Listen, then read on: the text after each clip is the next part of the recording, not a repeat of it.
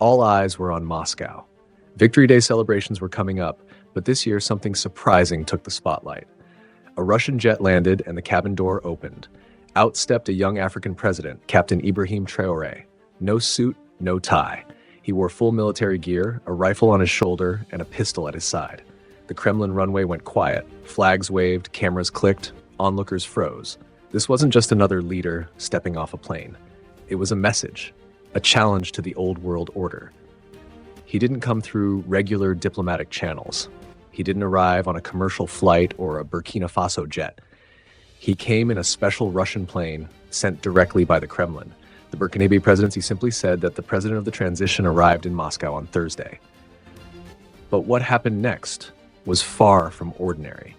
From the moment his feet touched Russian soil, the world was stunned. This wasn't just a visit, it was history being made. No other African leader had ever arrived like this. The message was clear. He came not as a guest, but as a partner. What did his presence mean? Why did Russia choose him? A 36-year-old revolutionary leader who took power in a military coup, broke ties with France, and openly challenges neocolonialism. The answer is simple. Ibrahim Traoré represents a new chapter, one where Africa no longer asks for permission, where alliances are changing right before our eyes. And in Moscow, under the shadow of Red Square, this defiance was on full display. The world watched the images, but few understood what was happening behind the scenes. This wasn't ordinary diplomacy. This was power shifting. From West Africa to Eastern Europe, things are changing. And at the center of it all was a young soldier president in a red beret.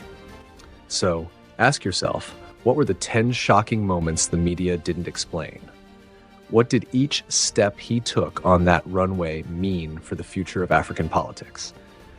By the end of this video, you'll understand why Captain Traoré is becoming the most watched African leader in the world, and why his visit to Moscow could mark the start of a new global era. Let's break it all down.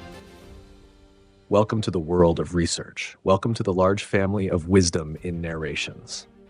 Moment 1, landing like a lion. On the morning of May 8, 2025, something unusual stirred the cold Moscow air. President Ibrahim Traoré of Burkina Faso arrived at Vnukovo Airport to take part in Russia's Victory Day celebrations. He flew on a special Russian presidential plane, the Ilyushin IL-96-300, with registration number RA-96019. This aircraft is part of Russia's VIP fleet, typically used for high-ranking officials, including President Vladimir Putin. The IL-96-300 is a long-range airliner built for intercontinental travel with advanced communication and security systems. Its use for Traoré's trip showed the strong ties between Burkina Faso and Russia. The message was clear, meant for Washington, Paris, and Brussels. When the cabin door opened, cameras clicked. There he was, tall, calm, not in a suit, but in full olive green military uniform. The red beret of his paratrooper regiment sat firmly on his head, a pistol on his belt. His steps were slow, controlled. He walked like a soldier, not a politician. No fancy limo was waiting, only the quick clicks of cameras from Russian and international press. The official note was simple. The president of the transition arrived this Thursday in Moscow, but the truth was anything but simple. Traoré arrived like a wartime leader, alert, armed, unshaken. He didn't come to Moscow as a guest, he came as an equal. Behind the scenes, something deeper was happening.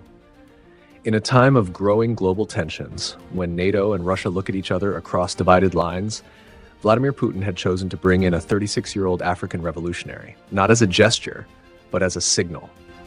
Burkina Faso was no longer under France's influence. Ibrahim Traoré had become a priority. His visit wasn't just a photo op, it was about shifting power. Why? Because Traoré is more than a president. He is a symbol of resistance to neocolonialism, puppet governments, and foreign interference. In just 2 years, he survived 18 coup attempts, broke ties with France, and claimed control over Burkina Faso's resources. Now he was stepping onto Russian soil, not to beg, but to build something new, a new chapter in African diplomacy, no longer controlled by the West. His arrival was diplomatic symbolism flying at 30,000 feet. It sent a loud message. Africa is changing, Traoré is leading, and the world is watching. Moment 2, uniform of defiance. Traoré's outfit said it all. Before he even spoke, he made a statement. He didn't wear a formal suit. Instead, he wore military clothes that symbolized revolution. His shirt had ribbons, Burkina Faso's flag, badges, and shiny medals. His strong build filled the army jacket, which had gold shoulder decorations. On one arm, he wore a red, green, and yellow band showing his country's pride. This was the outfit of a man who took power by force and was ready to fight to keep it. People noticed he even had a gun on his waist, something that made headlines when he wore it in Ghana in January 2025. In Moscow, the gun showing under his jacket became a sign of his boldness in a world of well-dressed politicians. Traoré came like a soldier, making it clear that he wasn't there to blend in, but to stand his ground. Moment 3. The Son of Africa in the crowd. As Traoré stepped onto Red Square for the Soviet Victory Day event, people quickly gathered around him. Africans living in Russia and curious locals pushed forward to get a look. One pro-Russian media outlet said it clearly.